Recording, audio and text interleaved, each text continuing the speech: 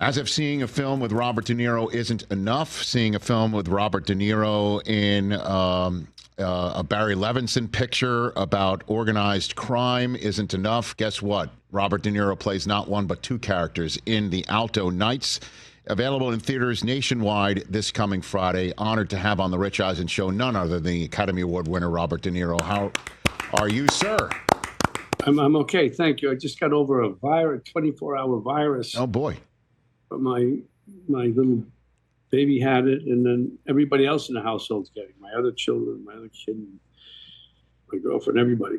Well, that's what normally happens. So, yeah, you had no idea the antidote is to appear on the Rich Eisen Show. You had no idea. There you go. I would have done it earlier. Yes, exactly right. There is a medicinal quality to appearing on this program.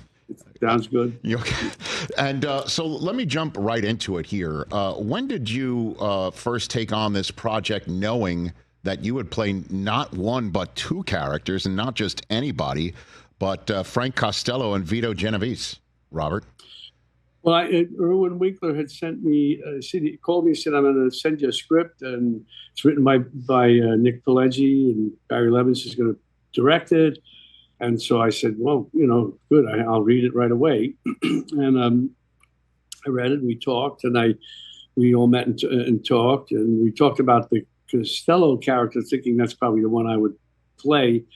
But then Irwin said, well, maybe what about thinking about playing the two parts? And I said, let me think about that a little bit. Yes. And I took a couple of days and said, yeah, why not? It'll justify even more my doing a gangster movie again, because after the Irishman, I didn't think I'd ever do another one. But then, and also, I probably would have done it either way with Barry Levinson and Nick and Irwin. But anyway, so that's how it started. Yeah, I'm sure you go back, obviously way back with Nick Pileggi and his material, and Irwin Winkler as well, and Barry Levinson is as great as they come. We just showed a clip of you on screen with yourself. Is that even a first for you in your career, Robert? Well, I'm not sure. There's certain things about myself that I don't, agree with. Yes. So I had to straighten those out with myself. That's and good. Then I finally figured, because I'm only playing a part. These are two parts. So we got that worked out. And well, what was it? The original question? Like, have you been in a scene, with yourself? Obviously, that I was wondering. So you're shaking your head. That's never been the case for you. No, I haven't done that. I was concerned about but I said, look, I haven't done it. Let me try it. And these characters are sort of mythological, and there was enough material on them, video and stuff like that, film on them, stuff like that, books and this and that, you had stuff to work with. And visually, they look different enough and so on. So I thought, let me do it. And it is terrific, and everybody should go see it. You, Deborah Messing, Michael Rispoli, you 2 times over, and Barry Levinson, the director. The Alto Knights is in, again, theaters nationwide this coming Friday. Go see it. It is definitely worth your time. Robert, I've got a segment that is popular on this program called Celebrity True or False, and I have a bunch of questions about your career that I'm wondering if are true or not just because they're on the internet. And I'm wondering if you wouldn't mind answering some of these questions for me right now. Thank you so much. And there's also some top-notch production quality to it that we're very proud of here on the Rich Eisen Show. Please roll it for Robert De Niro. Celebrity True or False? You can't handle the truth.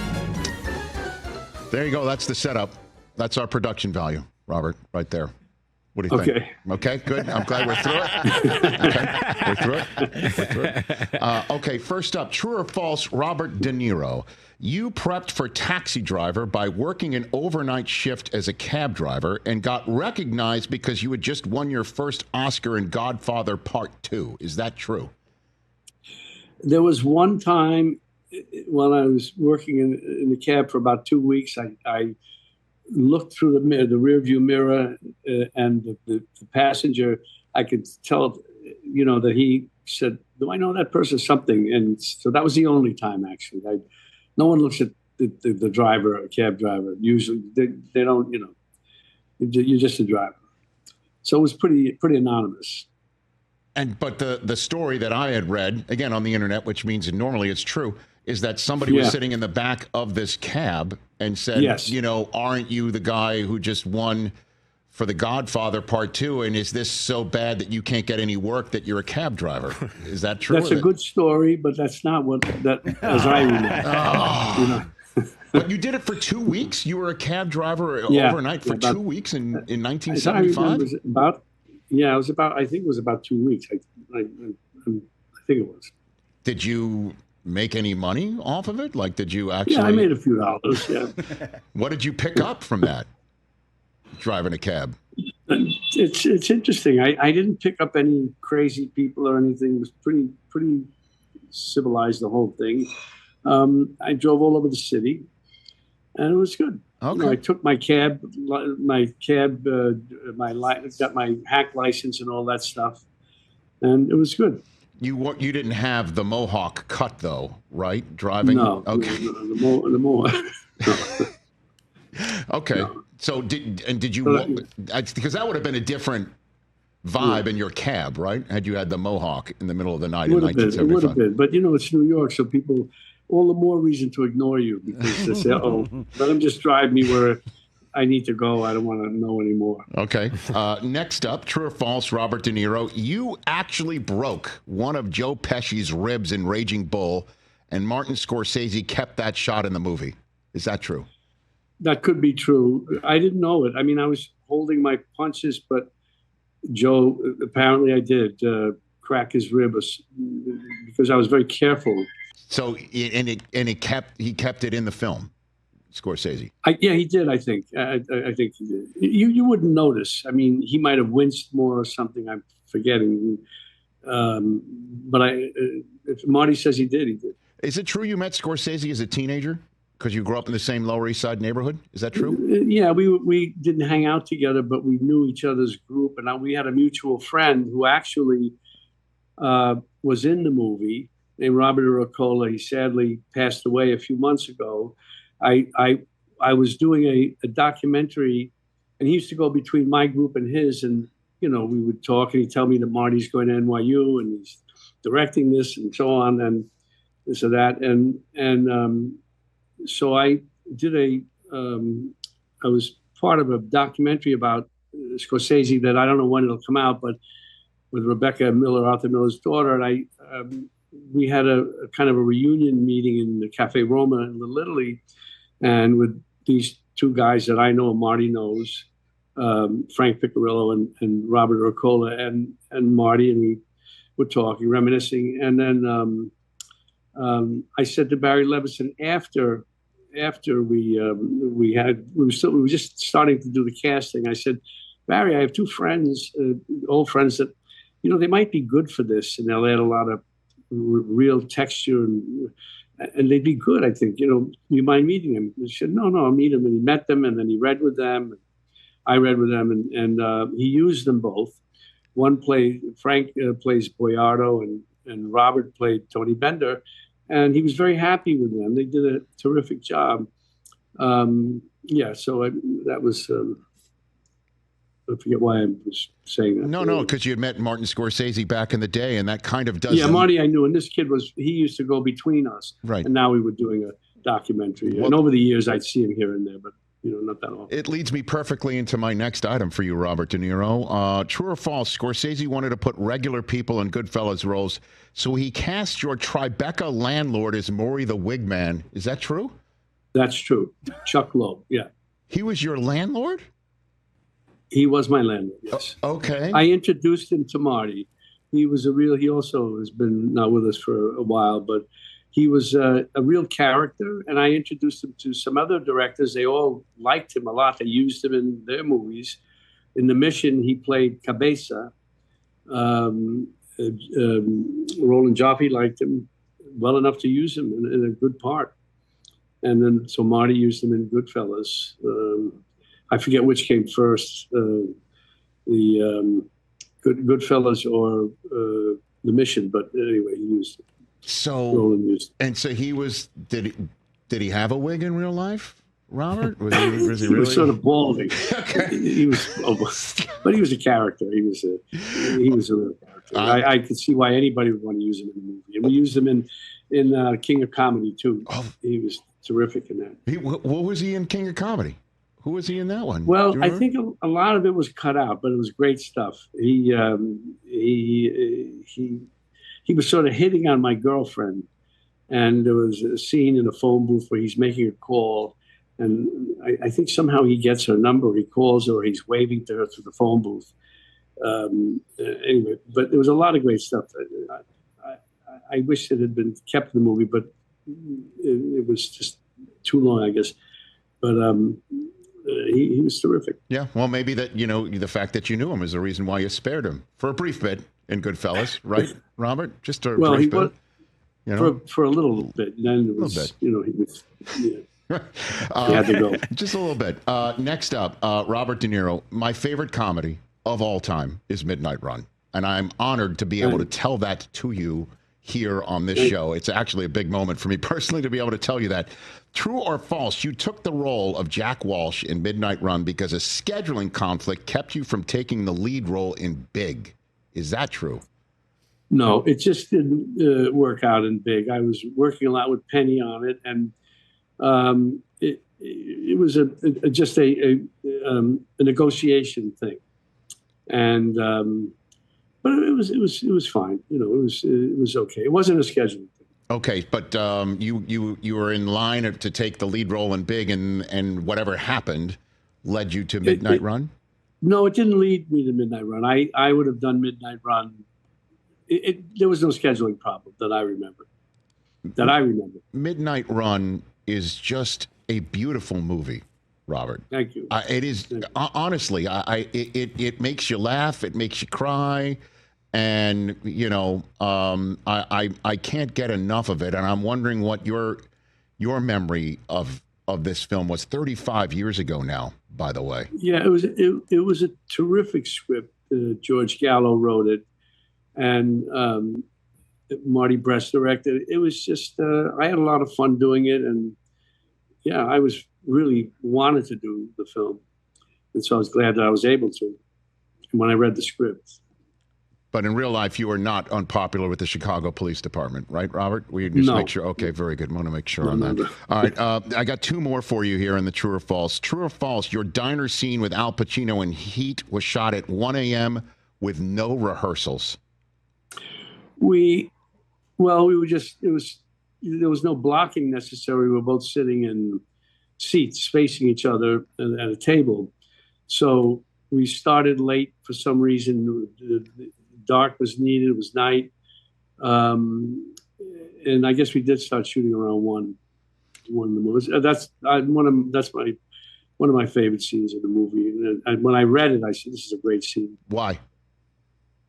It was just the dynamic between these two characters. It all sort of came together in that scene. So I really wanted to do my best in it. Were you aware that it was the first on-screen time you've ever had with Pacino in your careers? Were you guys aware of that when you sat down in that diner in Los Angeles? If you thought about it, I suppose. Yeah, I suppose you. I realized that obviously, yeah, somewhere. Okay. Last one for you, Robert De Niro, and celebrity true or false. True or false? Don Rickles needled you with no mercy throughout the entire shoot of Casino. Is that true? Don was a very sweet, lovely guy who always, that was his thing, to give you a hard time, but it was always nice. It was never mean or anything like that. Everybody who knew him knew that. And he delivered, he was good. He was very funny. So there are well-known stories about him doing certain things to people, but always with good, with a good feeling. I love it. Okay, before I let you go, I have a couple of quick ones here, because again, I've been studying your career forever, and I'm wondering if it's true or false, just if you ad-lib these lines or not. Yes or no. Taxi Driver, you talking to me, was that an ad-lib? It was, yeah, I think it was. It just came off your dome. You talking to We me? were looking in the mirror and so on doing this. It seemed right to do, and I think, but Marty would be the better person to tell you. He remembers everything.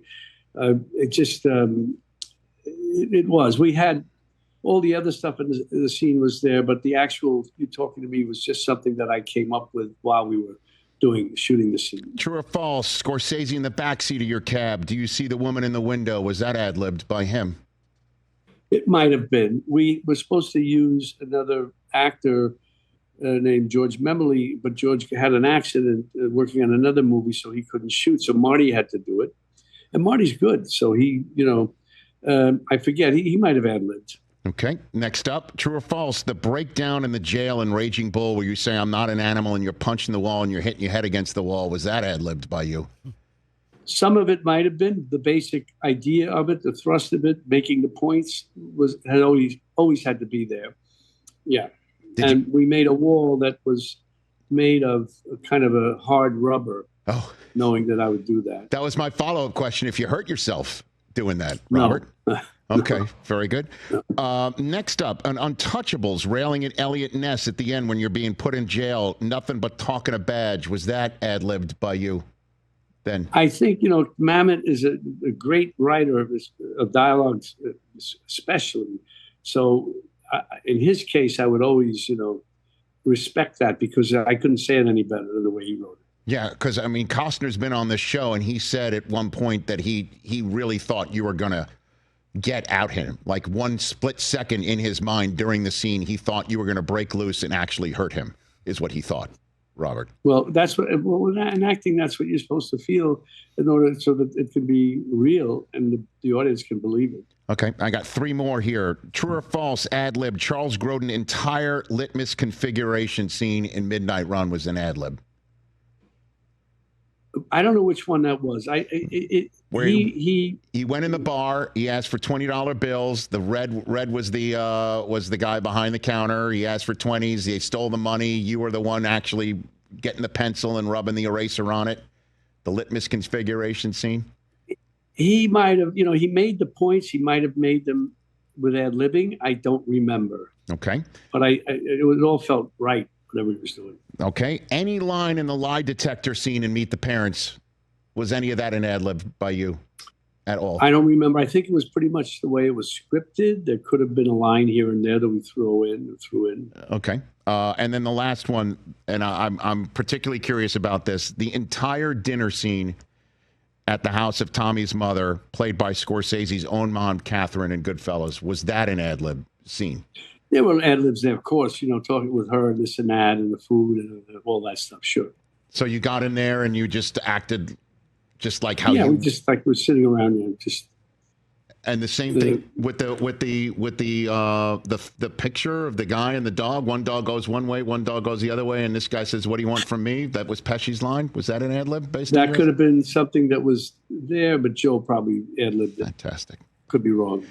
Robert, I appreciate you answering all these questions for me, man. I could go on and on. The limited series 0 Day is currently available for streaming now on Netflix. I'd love to give you the floor on that and what you enjoyed about that series that people could start binging right here on Roku as soon as we're done. Well, it Robert. was a long shoot. It's like doing 3 features back to back, and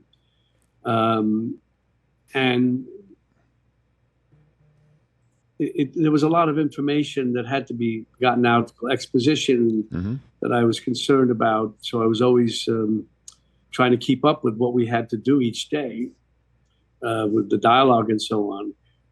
Like I always say, I felt like I was swimming the English Channel toward England, looking back at France and not seeing it, looking toward England, not seeing it.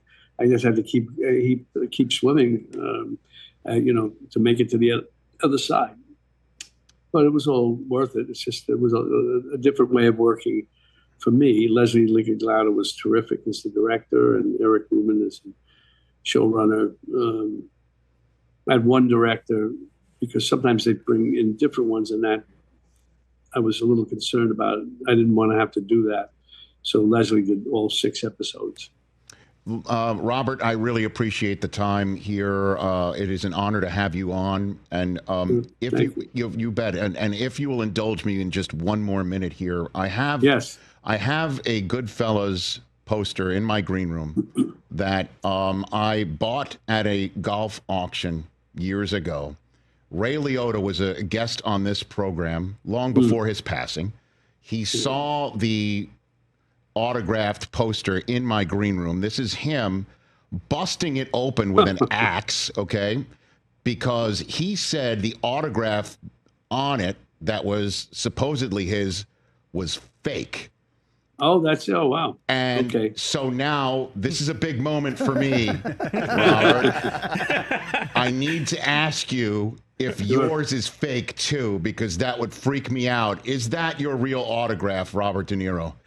Can I see the full yes, sir. signature? Yes, we can. I think we have do we have a full picture for Robert to see? Okay, that's all we got for you to see. I see the last name. I don't see the front. That's important. That's all there is. That's all there is, actually. Then I don't know, because I would, especially then, I would write my full name, and the end looks a little like if they copied it, okay, but the front is important, and not just the last name. I sign my full name. So that's all there is. It's not like we've got. Then that's weird. That's weird. So you think it's fake? You think I won't go. I won't go so far as to say that, but if I looked at the whole poster and saw the way it was, I might be able to give you a better idea. Okay. Well, again, that's all there is of your autograph on the poster. Yeah, that's strange. That's weird. Okay. So I have been hoodwinked. So I'll sign one for you next time. I will take it. Whenever you send it. I appreciate. I will do that, because Ray did in fact bust the thing open, and like a check, he crossed it out and initialed the cross out and then signed it himself again. If you send me that one, I'll do the same thing if I don't think it's mine, and I'll write it out again. Thank you. I greatly appreciate it. Accepted. Look for my missive soon enough, and thank you again. Just send it. I will do that. I will do that. Like I said, I have been a fan forever, and this has been an honor to have you, and I'm thrilled to help in any way support the Alto Knights and 0 Day and anything else. If you ever want, I'm happy to be here and chat with you, because I barely scratched the surface. Well, thank you, Rich. I appreciate that. That's Robert De Niro, yes, right here on the Rich Eisen Show. Check out the Alto Knights in theaters near you.